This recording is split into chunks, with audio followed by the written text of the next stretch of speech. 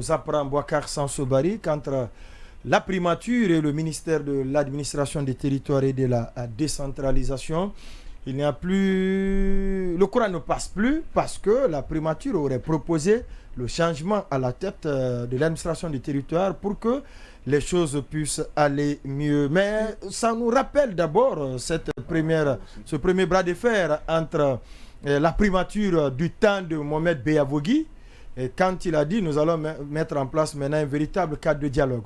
Ça a été ce que ça a été.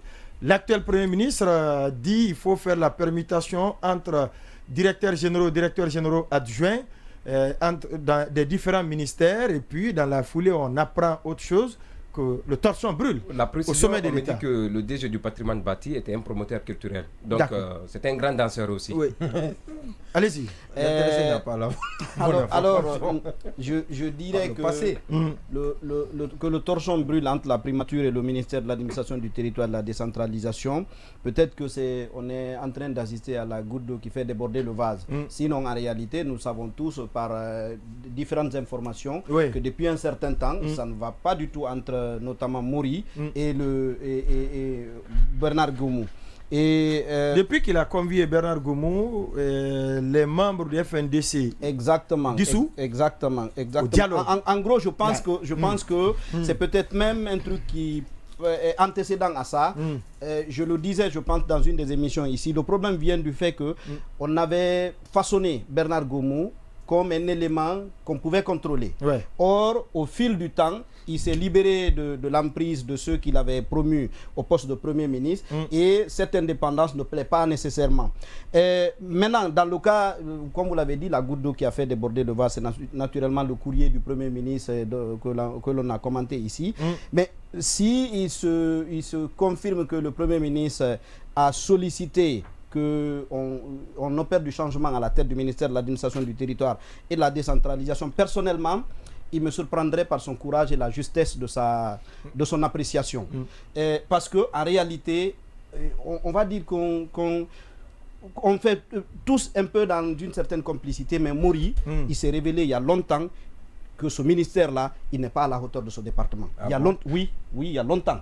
C'est-à-dire, si ce n'était que sur la base des résultats, si ce n'était pas lié à sa relation particulière avec le colonel, il y a longtemps qu'il aurait dû quitter ce département-là. Je ne dis pas qu'il n'aurait pas dû servir dans le gouvernement, mais le département stratégique du ministère de l'administration du territoire et de la décentralisation, et pour qui connaît le rôle de ce département dans cette transition, il a suffisamment apporté la preuve de ses carences à la tête de ce département.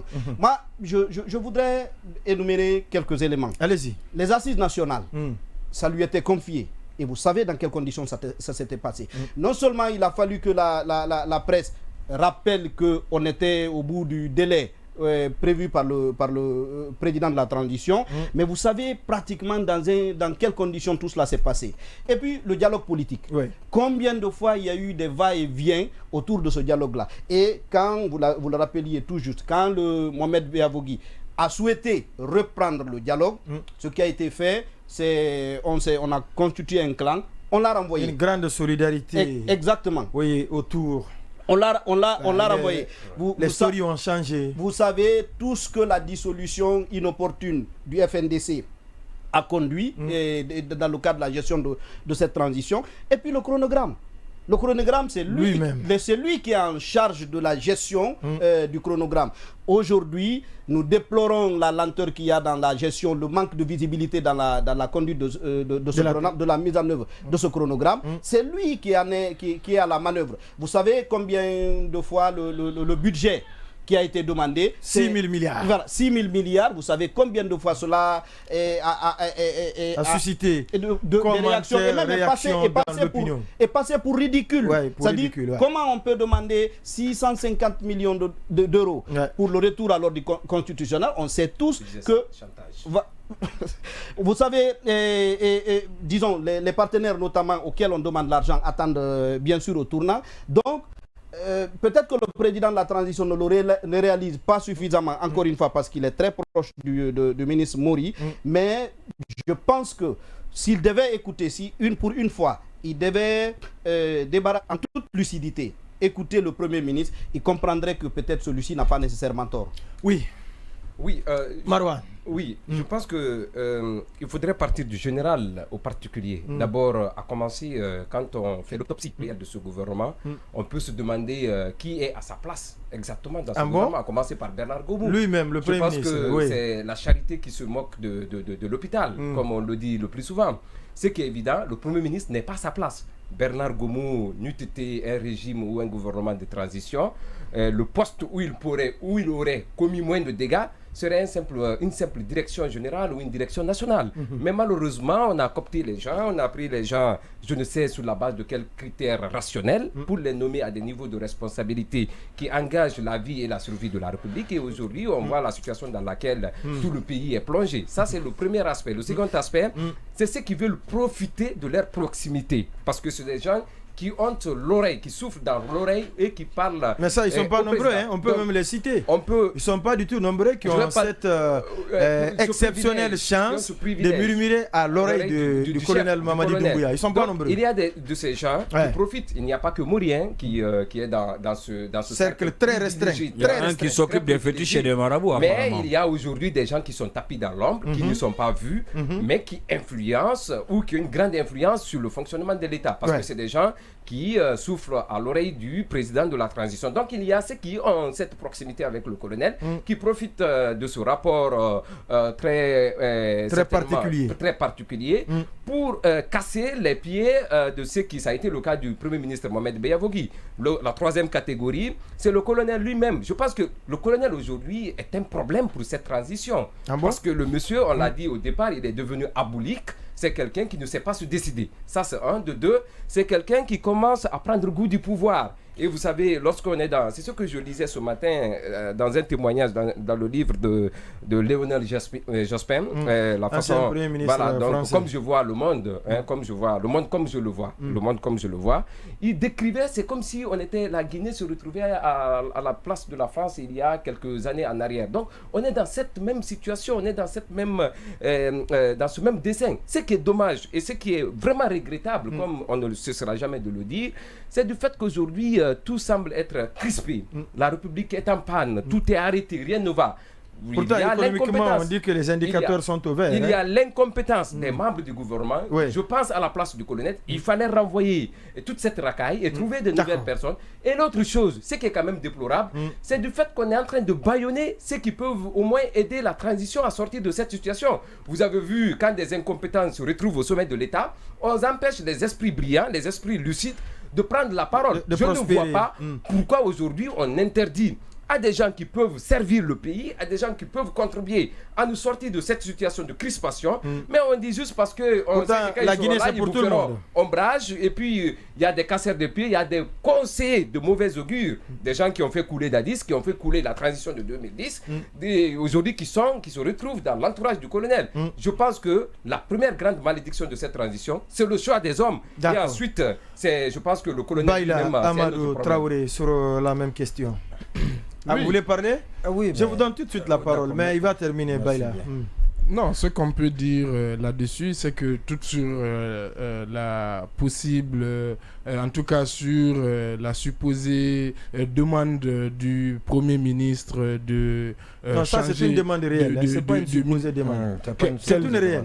C'est réel. La permutation. Non, je ne parle pas de la permutation, justement. Je parle du changement à la tête du ministère de l'administration. Du territoire et de la décentralisation. Du territoire et de la décentralisation. C'est que moi, de toute façon, effectivement, on approche bientôt à 2 ans de transition. Je l'ai dit ici la semaine dernière, même quand on commentait ce qui se passait au Mali et au Burkina. Je pense qu'il serait effectivement judicieux pour le colonel d'opérer des changements pour redynamiser la transition, pour donner un nouvel élan, un nouvel espoir, oui, peut-être, à la transition, parce que on est en train ça fait un moment que les choses n'ont pas l'air de bouger beaucoup. Il y a beaucoup de conflits. Maintenant, ce changement-là doit être justement pas en lien forcément avec des questions aussi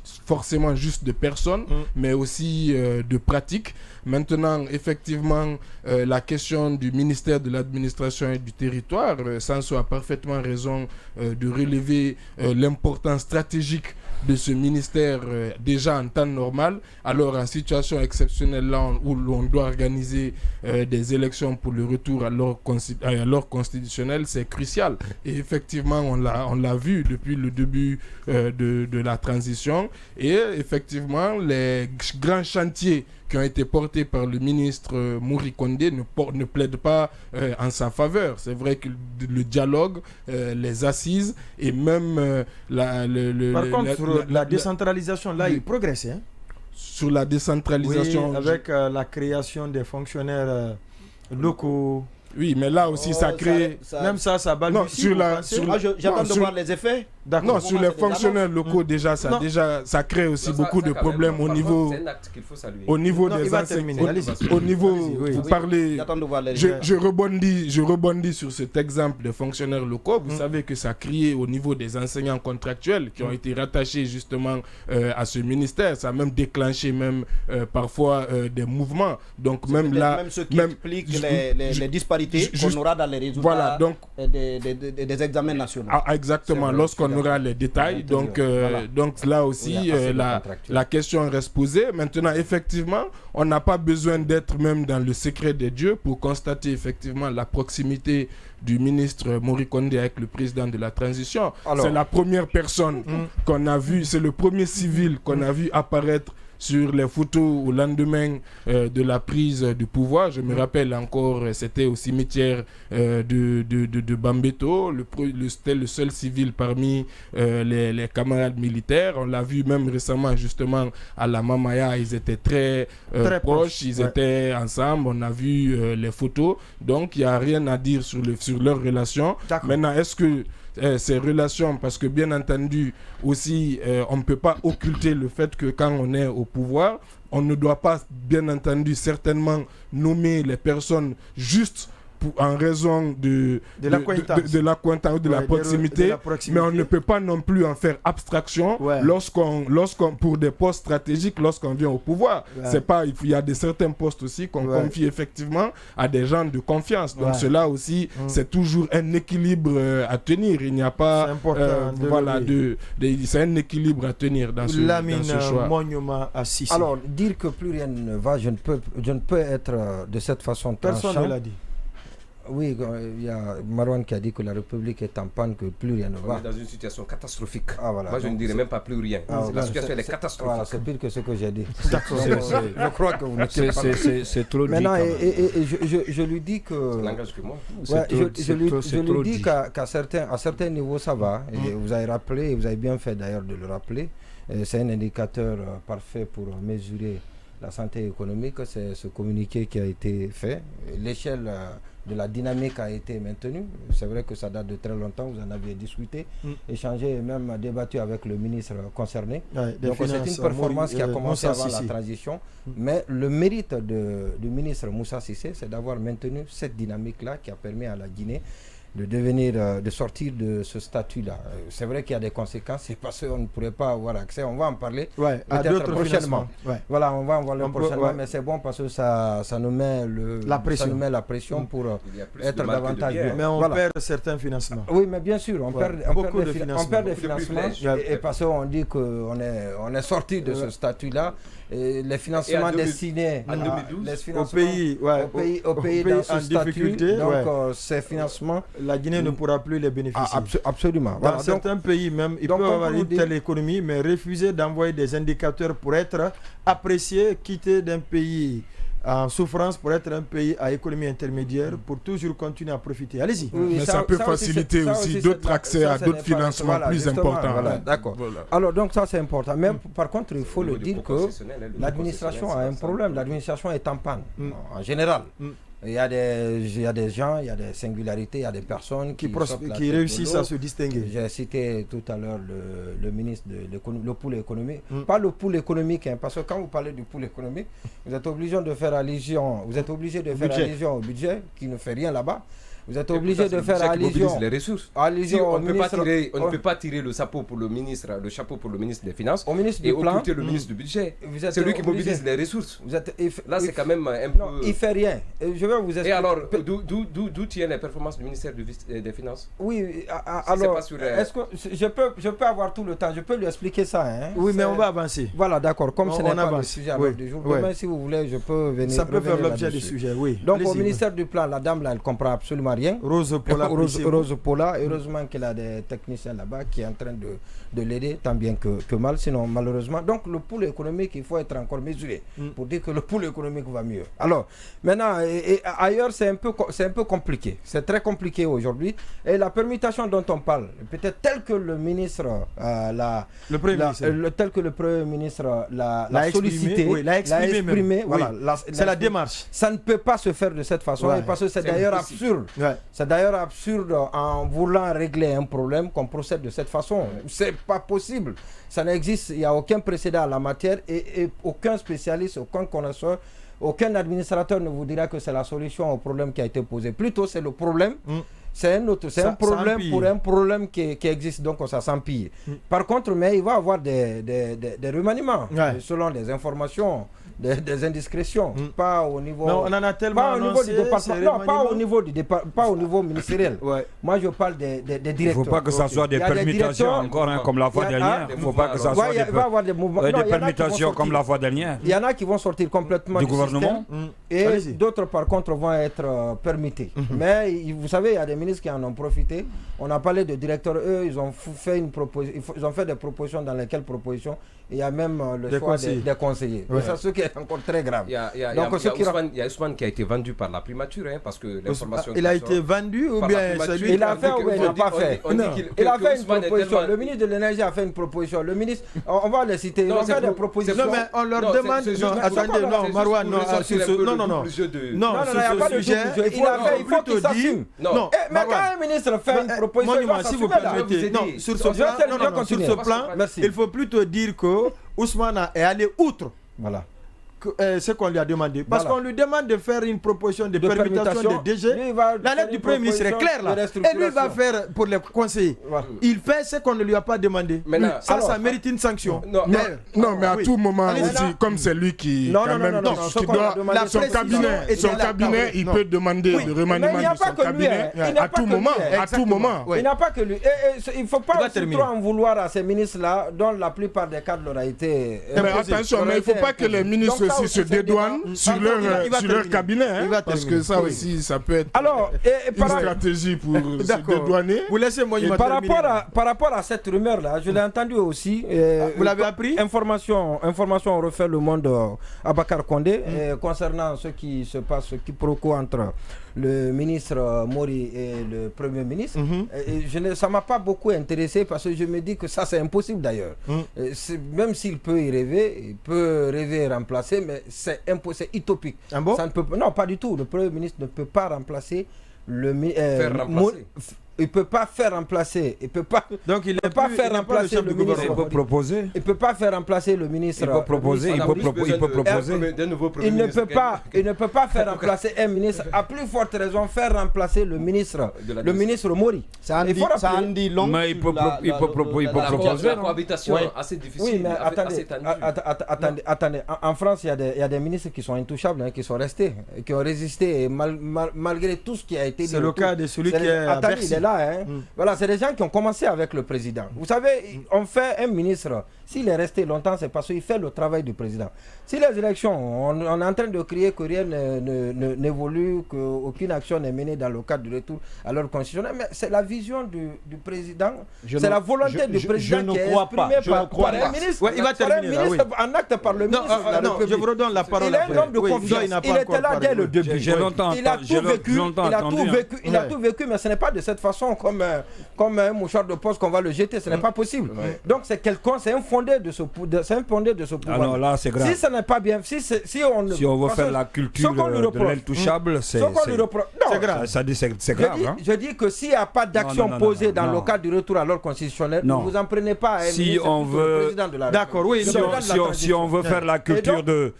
Si on veut faire la culture de... Parce que je n'ai pas parlé depuis souvent, j'ai écouté tout un chacun quand même. Mais il va terminer. Je dois donner mon point de vue sur la question par rapport à la situation. Oui, mais laissez-le terminer, je vous donne la parole. D'accord, il n'y a pas de souci. Ok, j'attends. Exactement, moi il faut clore.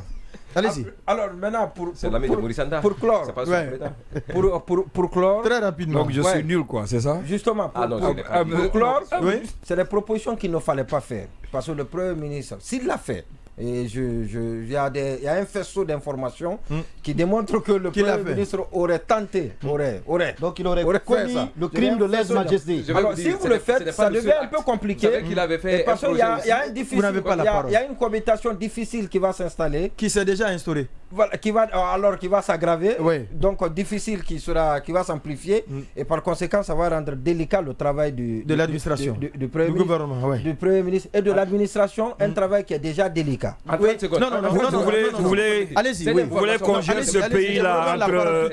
voulez conduire ce pays-là entre copains, coquins, amis, parents et tout ce qui s'ensuit, parce que alliés, si on veut faire la culture de l'intouchable, Mori, il est puissant, il est intouchable. Alors que vous êtes d'accord, en tout cas, ou certains sont d'accord qu'il n'est pas à la hauteur de gérer ce département. Moi, je ne parle pas forcément de lui-même.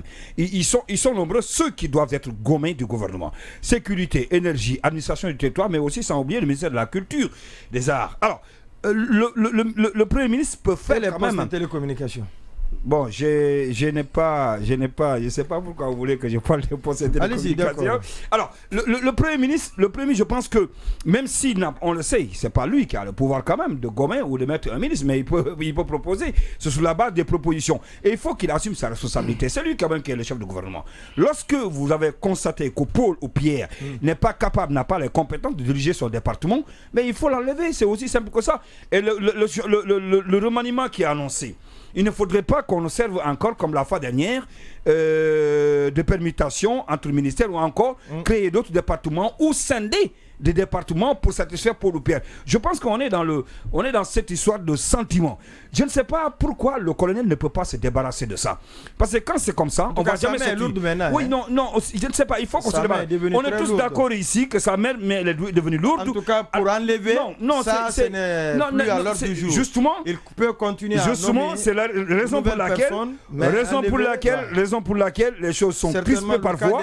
Ça ne peut pas bouger parce que par endroit, vous êtes d'accord, vous-même vous rendez compte que oui, lui, il n'est pas bien. Pourquoi, par exemple, la proposition qui est venue du Premier ministre par rapport aux permutations entre les DG des entités différentes? Parce qu'on a constaté que par endroit, il y a certains qui sont incapables. Alors, ça doit être aussi la même chose pour certains ministres. Le Premier ministre, lui, il est capable. Pardon? Le Premier ministre, il est capable? Je ne parle pas du Premier ministre. Je parle de ce qui a été dit par rapport à la proposition du Premier ministre. J'ai eu le temps quand même d'écouter tout le monde. Souffrez de m'écouter aussi. Alors, le Premier ministre, oui, lui, qui doit constater son incompétence pour la lever. Ce n'est pas le président de la transition, celui qui l'a nommé ici. Alors, si il n'a pas été enlevé, gommé par le président, si à son tour, il constate que dans le fonctionnement de certains départements, ça ne donne pas de résultats probants et qu'il fasse la proposition, mais il faut les enlever. C'est aussi simple que ça. Oui, d'accord. En 30 secondes. Je voudrais juste... allez-y.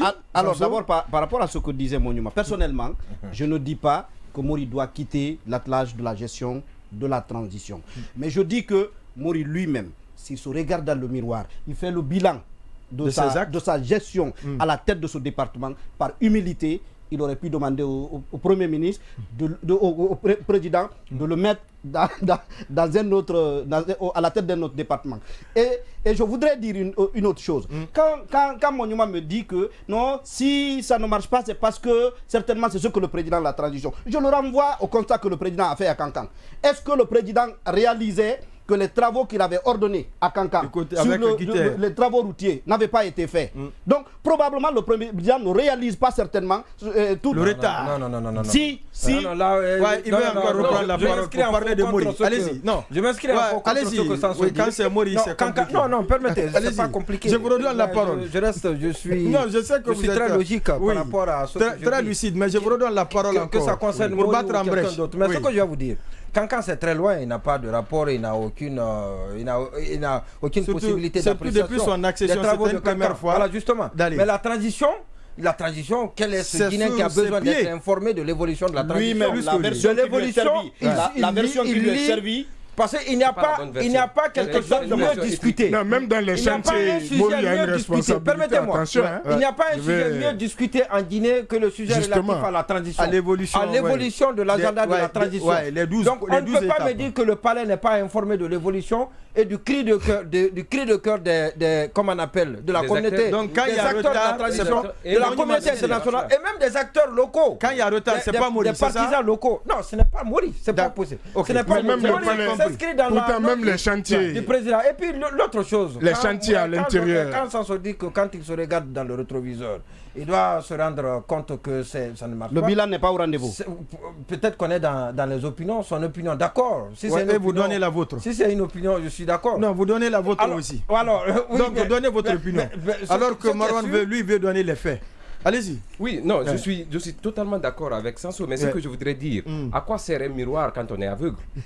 C'est pour faire quoi? Ça, vous aussi, vous avez compris. Ce que je vous... Mais ce qui est évident, le Premier ministre n'est pas à sa première tentative. Vous savez, j'ai appris récemment qu'il avait fait un projet contre Ousmane quand il y avait ce prix au niveau du ministère de la communication. Non, je vais juste vous donner des informations. Non, je vais juste vous donner des informations. Il y a je vous donne le lot. Il y a Ousmane, il y a le ministre Mori, il y a encore le ministre, comment il s'appelle, le ministre. Il y avait 3 ministères.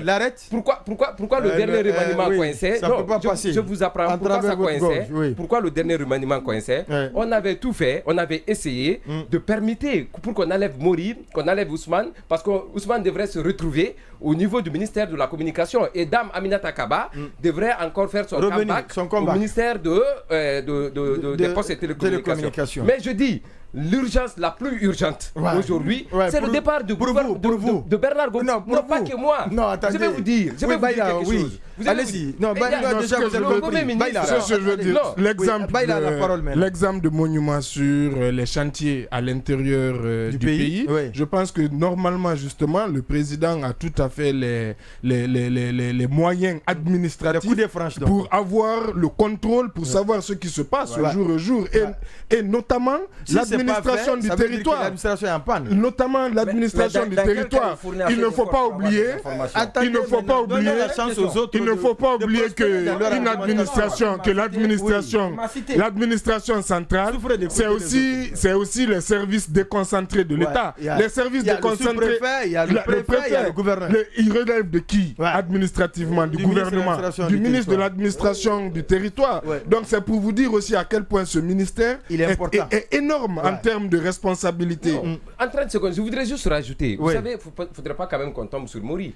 Les nominations, les préfets, les sous-préfets, à bras raccourcis, les préfets, ça revient, c'est des postes aujourd'hui qui sont détenus par des militaires. Ça, c'est la règle. Mais chaque fois qu'il a voulu... mais les prérogatives restent les mêmes. Laissez-moi terminer. Les prérogatives définies par le code des collectivités restent les mêmes. Ou enlever un préfet ou gouverneur, il est parvenu. On ne soupçonne quand même pas Mori d'avoir nommé ses proches. Et on n'a pas donné de super pouvoirs à ces préfets.